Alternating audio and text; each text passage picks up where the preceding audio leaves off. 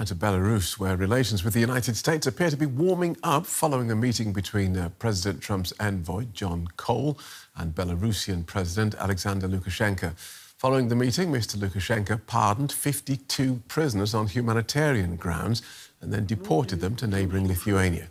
52 is far fewer than the 1,300 President Trump requested be released a month ago. After they were released, the US announced that it would reopen its embassy in the Belarusian capital, Minsk, and lift sanctions on the state-run airline Belarus. President Lukashenko praised Donald Trump's peacemaking efforts and said, "Our task is to stand with Trump." Well, John E. Herbst is Senior Director of the Atlantic Council's Eurasia Center and a former US ambassador to Ukraine and Uzbekistan. Welcome to DW. Why is Donald Trump suddenly so interested in Belarus? It seems that President Trump believes that Lukashenko might help him persuade Putin to stop his aggression in Ukraine and make peace.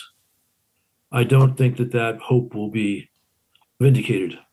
Where does that hope come from? Well, we know that President Trump would like to achieve a durable peace to Moscow's war in Ukraine. He said that multiple times. He also said first he could do that within 24 hours, then it might take him a month. Now he understands it's harder to do. And that's a laudable goal. For some reason, though, President Trump has decided to do this by offering concessions and flowers to Putin directly. And he's been doing this since January or February without any result because Putin wants to continue the war. And of course, Lukashenko is a trusty ally of Putin. So he thinks that maybe Lukashenko could help in this charm offensive to persuade the aggressor, Putin, to stop aggression. But that's not a realistic approach. What does Alexander Lukashenko get out of this? Well, Lukashenko has always been a little bit concerned about being too close to the Kremlin. He's always sought to have at least a bit of a relationship with the West and especially the United States, so he's not firmly in Putin's bear hug. So his aim, I think, is very clear. And it makes sense for him to do this. That's quite interesting. So you don't believe that Belarus, that Lukashenko is already firmly within Russia's bear hug, because that's the way it looks to those of us who don't follow these things on a sort of day-by-day basis. He is firmly within the Kremlin embrace, yes, but he would like it to be a little bit less tight, and he would like to have a bit of room so he doesn't always need to do what Putin would like and doesn't always need to be at Putin's beck and call. Well, that sounds like a dangerous course of action. It's just a matter of degree. The US closed its embassy in Minsk in February 2022 after Russia used Belarus as a springboard for its invasion of Ukraine. How do you think Kyiv is likely to view this normalization of relations between the US and Belarus? Well, this obviously is not something which the United States' traditional allies and partners celebrate. I mean, Lukashenko is a thug. He runs a harsh authoritarian regime. He has enabled, partly, Putin's aggression in Ukraine. So this is not a good look for American diplomacy. It doesn't serve American interests properly understood. But, you know, it was President Trump who was elected. He has the right to conduct his policy that he sees fit. And Americans have the right to point out the inadequacies of those policies. The Belarusian opposition leader, Svetlana Tikhanovskaya, she's recognised by some people, by some countries, as Belarus's rightful president. She's warned that easing US sanctions on Belarus could also benefit Russia. What do you think? Well, there's no question that Lukashenko is a close partner of the Kremlin. He's been part of the Eurasian Economic Union, Putin's medieval monstrosity for ordering economic relations in the post-Soviet space. And so to the extent that Lukashenko does better, that does help Putin. So she has a very good point.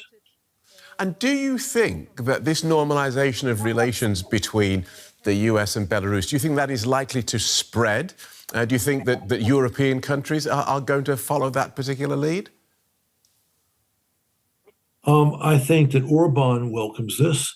Maybe Fico does as well. That's about it in Europe. And, you know, we've had the peculiar spectacle of the United States for the first time forever or ever, voting with rogue regimes like Russia, like China, like Belarus, like North Korea at the UN. That's happened a couple of times at least this year. The world is in a strange place. Thanks for talking us through that, John. John E. Herbst from the Atlantic Council. My pleasure. Thank you. Katia Glod has followed Belarus's crackdown on political opposition closely. She's an expert on Belarusian politics and human rights at the Centre for European Policy Analysis. Welcome to DW. How does the release of these 52 people fit in the overall context of political repression in Belarus? Well, hello and thank you. It does fit into the political context in the sense that we see two simultaneous processes happening at the same time. The release of some political prisoners. We never know who will be released and on which grounds these political prisoners are released. We see during this recent release, we saw some important figures like well-known journalists and some well-known politicians, but we don't see the release of heavyweights like Maria Kolesnikova, for example. But at the same time, we see the second process, which is the continuation of repression. People are still being arrested daily. The human rights or main organization just reported another 8 arrests just today. So we see that some people are being released, whereas others are being arrested. So it's the impression that the situation is becoming better inside the country, but in fact, it's not really. And why do you think Donald Trump has suddenly become so interested in this issue? He's interested because he likes to make deals, and he can see that Belarus could be a convenient opportunity for that. He found understanding with President Lukashenko, who also wants to make a deal in order to become more relevant at home. He wants to regain legitimacy he lost in 2020. He wants to regain international legitimacy. He wants to take a part in potential Russia-Ukraine negotiations. And for President Trump, dealing with Lukashenko has proven easier than with President Putin.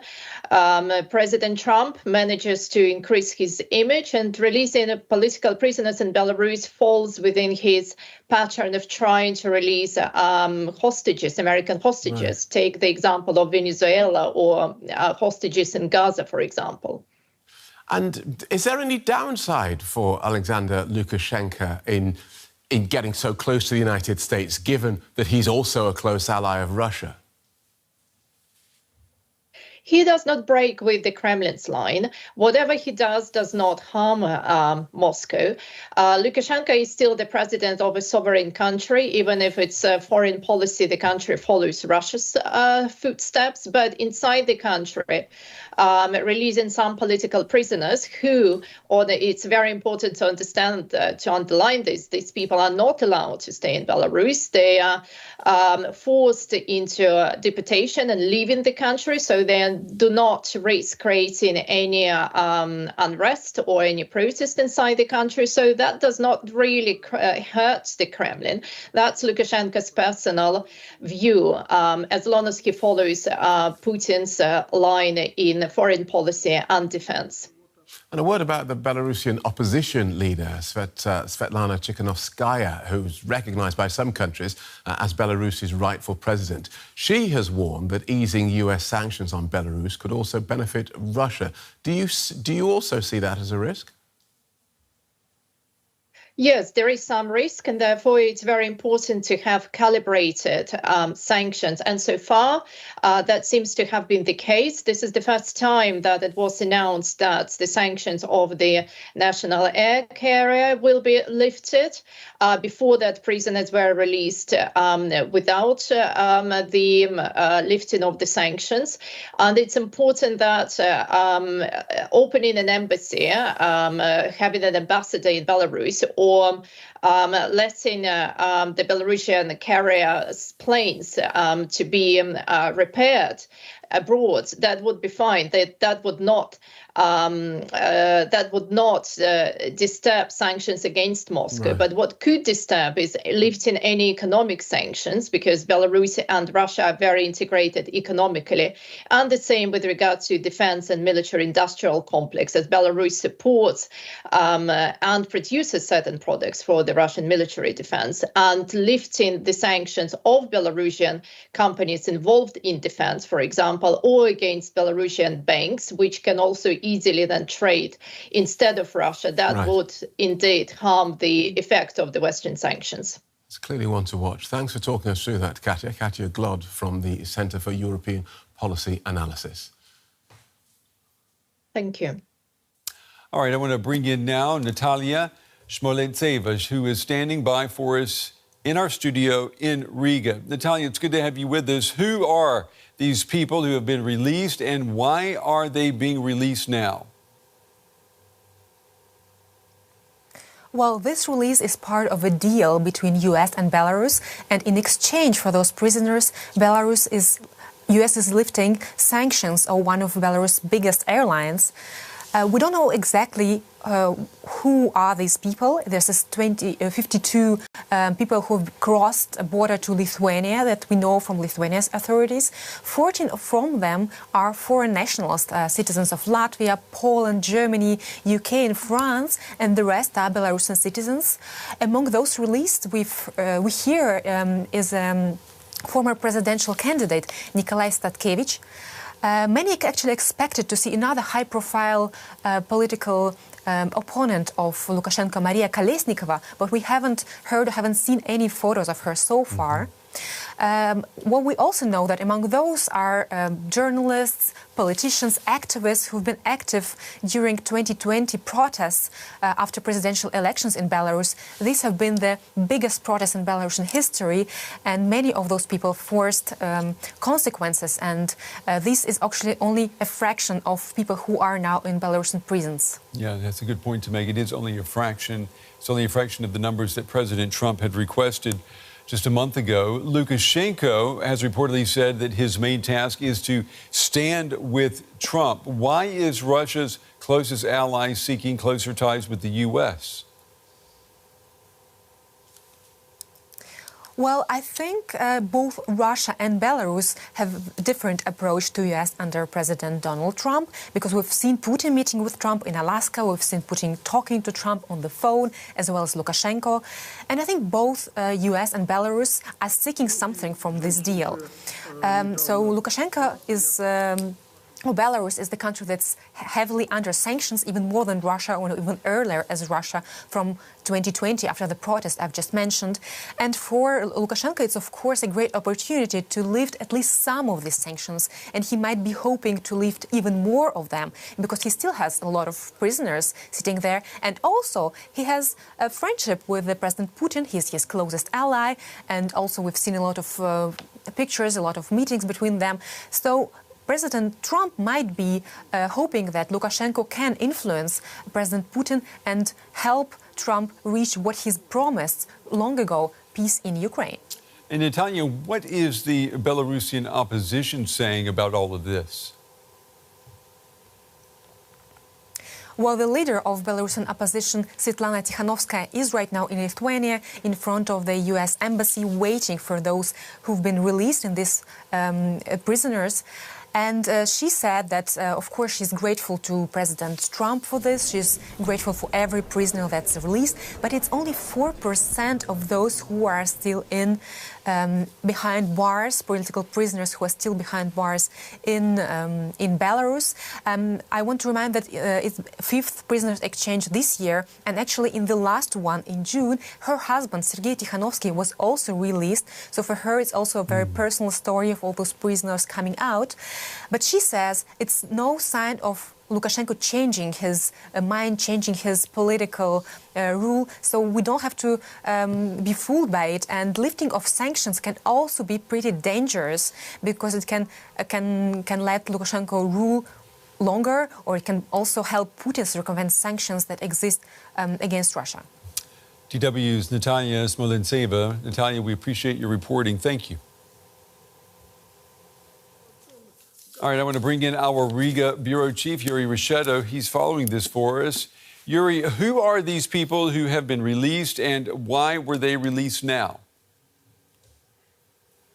Well, the release of the prisoners is certainly the result of a deal, Brand, between US President Trump and Belarusian leader Lukashenko. Those released are people who have been imprisoned in Belarusian prisons behind bars for years for political reasons. Official, of course, they were punished for other reasons, mostly accused of treason or state terrorism. According to media reports, they include prominent politician Statkevich, philosopher Mackiewicz, and citizens of other countries. Many of them were put behind bars after the protests in 2020 and 2021. At that time, people across the country, across Belarus, took to the streets in huge numbers to protest against what the West considered to be a manipulated presidential election against the ruler Alexander Lukashenko.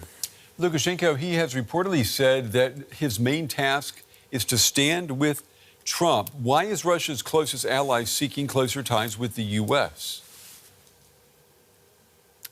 I think both want to benefit from each other. Lukashenko has always been seen as someone who wanted to do business with both Russia and the West. Belarus has long been considered Europe's last dictatorship and has suffered Western sanctions, including US sanctions, for even longer than Russia.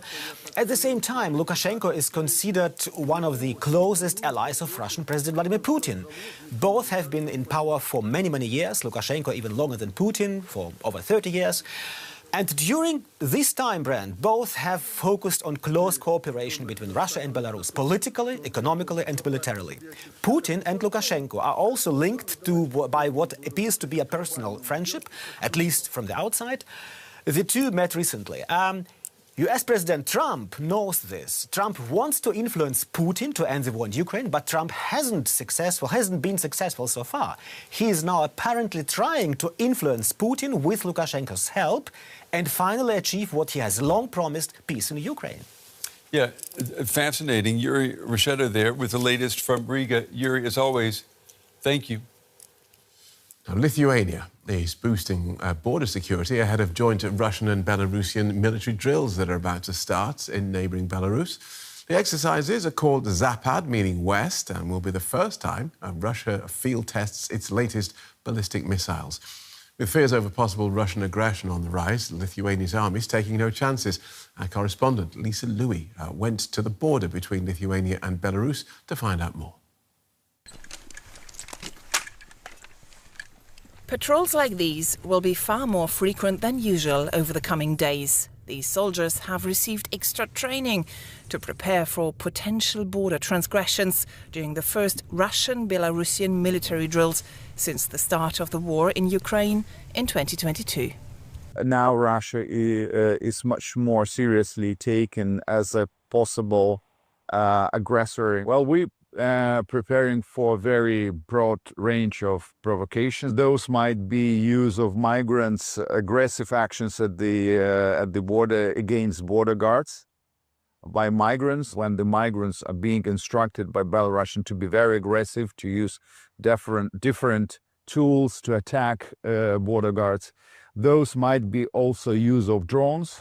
Like drills of the past, thousands of Russian and Belarusian soldiers will test military equipment, such as tanks, drones and machine guns. But this time, they'll also be trained to use Russia's new hypersonic, nuclear-capable ballistic missile Oreshnik. The exercises will bring back painful memories for many Lithuanians. Lithuania knows firsthand what a Russian invasion would mean. Until 1991, the country was under Russian occupation as part of the Soviet Union. Russia's invasion of Ukraine has raised fears Lithuania could be next. The country has more than doubled its defence spending since 2021 to over 5% of GDP next year. Experts say the upcoming drills could also raise the threat level in the long run. Russia perceives us as countries, more as territories that should be under Kremlin's direct or indirect control. What we are going to be looking for is certainly whether those troops that are going to be in Belarus or around Belarus are going to be staying there after the exercise, whether Russia is really increasing its presence on the Belarusian soil, including the infrastructure, and possibly preparing for some scenarios in 2, 5, 7 or 10 years. The inhabitants of these Lithuanian villages next to the border are somehow used to such drills that have been happening regularly since 2009. But to some of them, this year's exercises feel more frightening than ever. We all fear that this war will soon come to us. We are afraid, really afraid. Nothing bad has happened where we are. It's nice and peaceful here. With Russia clearly showing an expansionist agenda, these fears are unlikely to dissipate anytime soon.